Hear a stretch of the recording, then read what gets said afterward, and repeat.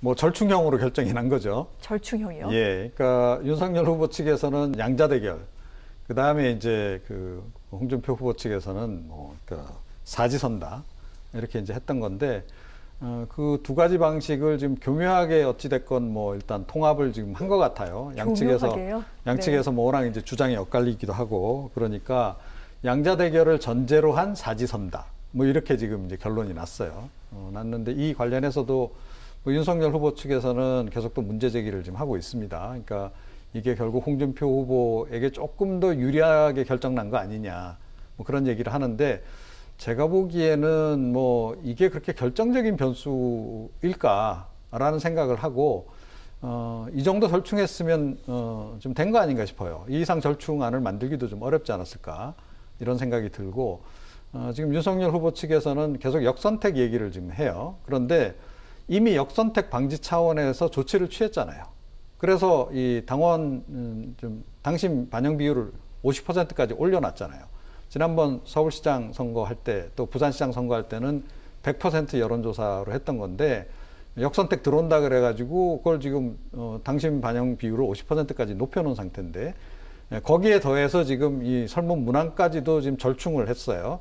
그러니까 2차 안전장치까지 마련했는데 뭘 더 이상 역선택에 대해서 언급을 하는지 개인적으로는 좀 약간 납득이 안 갑니다. 네. 저희가 평론가님 말씀하시면서 옆에 자료 화면으로 후보들이 좀 요구했던 내용이 원래 어떤 내용이었는지도 보여드렸는데 사실 저도 읽었습니다만 이게 뭐가 그렇게 차이가 많은 것인지 좀 어렵긴 합니다. 이 부분은 아무래도 평론가님께 좀 여쭤봐야 될 것 같아요. 네. 일단 사실은 그 절충은 됐습니다만 이 홍준표 후보 측이 뭐 이렇게 선호하는 아니다 뭐 이런 얘기가 나오긴 하는데 그렇게 봐야 되는 게 맞습니까, 평론가님? 그러니까 지금 이제 이걸 좀 문항을 좀 띄워주시면 좋겠는데요. 네네. 그러니까 예를 들어서 지금 이제 그 질문을 묻는 걸 보게 되면 가나다 순으로 묻게 돼 있어요. 네. 자, 그래서 예를 들어서 이게 좀 뒤죽박죽이 돼가지고 뭐 홍준표 후보를 제일 먼저 묻는다. 이러면 이건 뭐 확실히 뭐 홍준표 후보에게 유리하게 이렇게 설계가 됐다라고 얘기를 할 수 있는데 가나다 순입니다. 그리고 응답 순이 이렇게 뒤후순위로 밀리면요, 사실은 중간에도 이 응답하는 분들이 중간에 전화 끊는 경우도 많고 그래요. 그래서 사실은 좀 불리하다라고 봐야 되는 거거든요. 네. 그러니까 굳이 냉정하게 이야기하자면 제가 보기에는 이번 그 절충했음에도 불구하고 홍준표 후보 같은 경우에는 그 이름 때문에 어쩔 수 없이 좀 우선순위에서 약간 좀 뒤로 밀린 그런 감이 있어서 상대적으로 좀 불리하면 불리했지 네. 더 이걸 유리하게 설계됐다라고 보기엔 좀 어려운 거 아닌가. 이렇게 저는 개인적으로는 그렇게 생각합니다. 네. 예. 일단 이 문항은요, 예시 문항입니다. 아직 확실한 안이 정해진 것은 아니고 순서는 사실 또 바뀔 수가 있기 때문에 좀 두고 봐야 될 것 같은데 전혜연 평론가님, 왜 이렇게 치열하게 이것을 놓고 그렇게들 맞붙었을까요? 예, 사실 제가 예전에 대선이라던가 지방선거든 뭐든 이거 취재를 해보면 룰의 전쟁이라는 말이 꼭 나옵니다. 네. 왜냐하면 말씀해 주셨듯이 이 여론조사라는 것이 변수가 굉장히 많이 작용하거든요. 네. 예를 들어서 1번부터 11번까지 후보가 있다라고 하면은 11번 표를 뽑은 후보 측 캠프 관계자들은 사표 내겠다고 울고 들어오는 경우가 있어요. 전화를 도중에 끊는다든가 이런 변수가 네. 발생을 하는데 네. 어쨌든 국민의힘 같은 경우에는 4명으로 압축이 된 건데요. 상대적으로 언론이 분석한 걸 보면 양자 대결을 했을 경우 윤석열 후보 측은 본인 측에서 조금 더 유리할 것이다. 그리고 특히 이른바 반문 정서들이 몰렸을 네. 경우에 오히려 본인들이 그것을 더 잘 흡수할 것이라는 그런 분석을 한 것으로 보이고요. 반면 이제 홍준표 후보 같은 경우에는 상대적으로 여론조사에서 상승세를 타면서 그리고 다자 대결에서도 지금 상승세 구결이 나타났던 일부 조사가 있습니다. 그런 것을 감안했을 때 예전의 방식이 아닌 새로운 방식을 도입하는 것보다는 기존의 여론조사하고 좀 비슷한 방식으로 4명을 놓고 선택하는 것이 본인에게 더 유리한 것으로 아마 판단한 것으로 보입니다. 4명을 놓고 선택을 하는 거면 그러면 홍준표 의원에게 약간 유리하게 된 건가요? 글쎄요. 근데 이종훈 평론가님 말씀하셨듯이 이게 또 가나다 순이 될지 어떻게 될지에 따라서 또 아마 캠프에서 전략적인 판단을 할 것으로 보이는데 근데 제가 좀 쓴소리를 좀 하나 하자면 사실 우리가 왜 가수 뽑는 오디션 프로그램 있잖아요. 그럼 제일 중요한 것은 그 가수가 노래를 잘하는 거예요. 그런데 이 가수들이 오늘은 트로트를 부르냐 팝송을 부르냐 누가 먼저 부르냐를 따지기 시작하면 사실 끝이 없습니다. 그래서 국민의힘 경선 과정에서 각 주자들이 가진 장점이 지금 부각되는 것이 아니라 룰의 전쟁이라던가 말실수라던가 뭐 비아냥, 네거티브 이런 점이 상대적으로 너무 많이 부각이 됐어요. 그래서 경선룰이 일단 확정이 됐으니까 어쨌든 표면적으로는 수용했다고 밝히지 않았습니까? 그래서 지금부터는 마지막 남은 토론회 때 정말 대통령 후보다운 실력 경쟁에 들어가면 누가 돼도 더 좋지 않을까 그런 생각을 해봅니다. 알겠습니다. 그런데 후보 3명은 수용을 했습니다. 윤석열, 홍준표, 원희룡 후보는 이거 뭐 받아들이겠다 이렇게 얘기를 했는데 유승민 후보는 지금 반발하고 있습니다. 정치적 타협으로 만들어진 문구다, 받아들일 수 없다라고 얘기를 하면서 선관위에 지금 재심까지 신청을 했는데 이 부분은 어떻게 진행이 될까요? 네, 저는 재심이 받아들여질 가능성이 별로 없다고 봅니다. 네. 일단 선관위에서 의결을 하면서 공식적으로 입장을 밝혔고요. 또 시간상 봤을 때 11월 5일 날 최종 후보가 선출되려면 1일부터 사실은 여러 가지 실제로는 뭐 네. 투표라든가 이런 거 진행이 되거든요. 시간상 이것을 바뀌었을 경우에 그러면 다른 3명의 후보 측에서 또 재심 청구를 할 수가 있거든요. 그래서 제가 보기에는 당 선관위라든가 지도부가 이 재심을 안 받아들일 가능성이 더 높다고 전망을 합니다. 그렇군요. 자, 그리고요. 문항을 보면은요. 이렇게 물어봅니다. 이재명 대 윤석열, 이재명 대 홍준표, 이재명 대 유승민, 이재명 대 원희룡. 이 가상 대결에서 누가 가장 경쟁력이 있습니까? 이재명 후보 이름이 4번이나 나오다 보니까 이거 이재명 후보 띄워주는 문구냐 이런 비아냥이 좀 나오는 것 같습니다. 네, 근데 뭐 그렇게 보기엔 좀 어렵다 하는 게 제 진단입니다. 그러니까 네.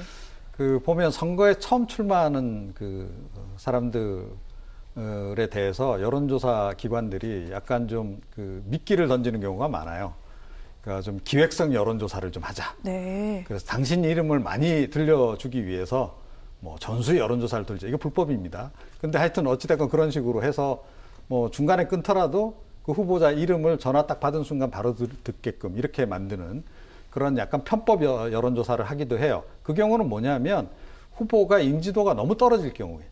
그러니까 이제 2가지가 있어요. 인지도가 있고 이제 선호도가 있는 거죠.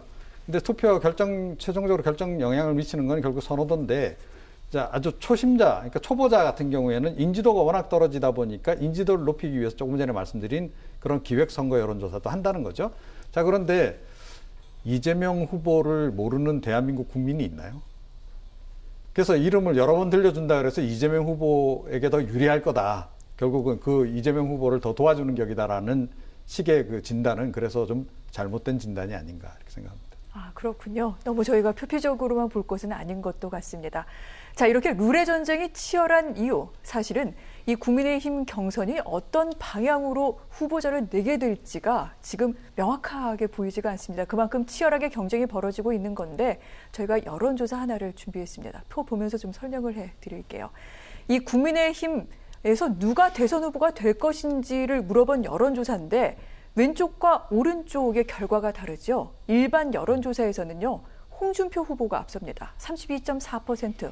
윤석열 후보에 대해서는 28.8%만이 꼽고 있습니다. 3.6%포인트 차이 벌어지고 있고요. 물론 오차범위 아닙니다만 그런데 이 같은 여론조사 내용을요. 국민의힘 지지층만을 대상으로 그 폭을 더 좁혀보면은요. 이때는 완전히 양상이 달라집니다.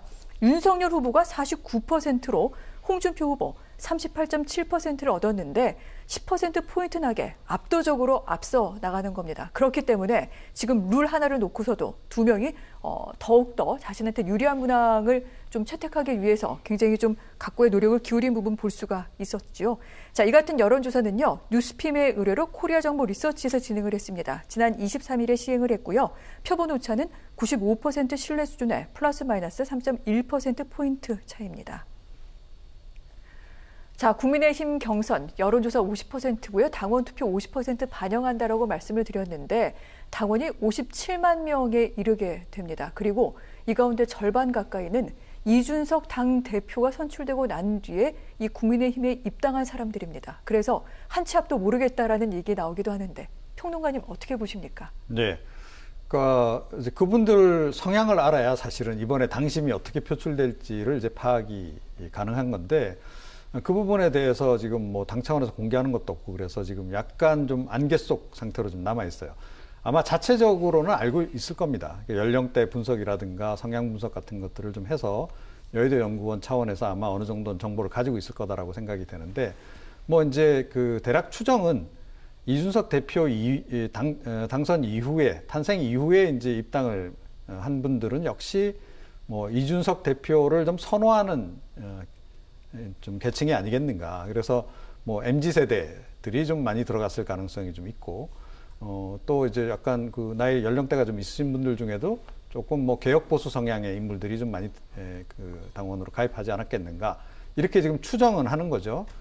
그 연장선에서 본다면 사실은 이번 이제 당심에서 좀 이제 그 개혁 성향의 좀 보수 지향적인 후보가 조금 더 득표를 더 할 수도 있는 그런 환경이 좀 만들어져 있는 거로 볼 수도 있는데, 그게 이제 그럴지 안 그럴지가 아직까지는 뭐라고 예단하기가 좀 어려운 상황이라는 거죠. 그러니까 이분들 성향 파악이 정확하게 안 됐기 때문에. 그리고 어찌됐건 이 경선에 이제 그 들어가는 과정에 돌입하게 되면 각 이제 후보 캠프에서 좀 동원도 많이 하거든요. 예, 서로 좀 뭐 동원이라는 게 딴 게 아니고 좀 저를 지지하기 위해서 당원으로 좀 들어와 주세요. 그런 것에 응하는 분들이 이제 많이 이제 늘어날 수 있는 거죠. 그래서 윤석열 후보 같은 경우에는 사실은 또 뭐 그 대선 후보로 거론되기 시작한 지가 꽤 됐잖아요. 그렇게 본다면 윤석열 후보를 지지하기 위해서 들어온 분들도 적지 않이 있을 것이다. 이제 그렇게 봐야 되는 거죠. 이제 그 비율이 과연 어떻게 되는지는 제가 보기에는 이번에 이제 그 어찌됐건 뭐 경선 결과를 보게 되면 그 득표율 추이를 우리가 보게 되면 좀 어느 정도 알 수 있지 않을까 이렇게 생각을 하고요.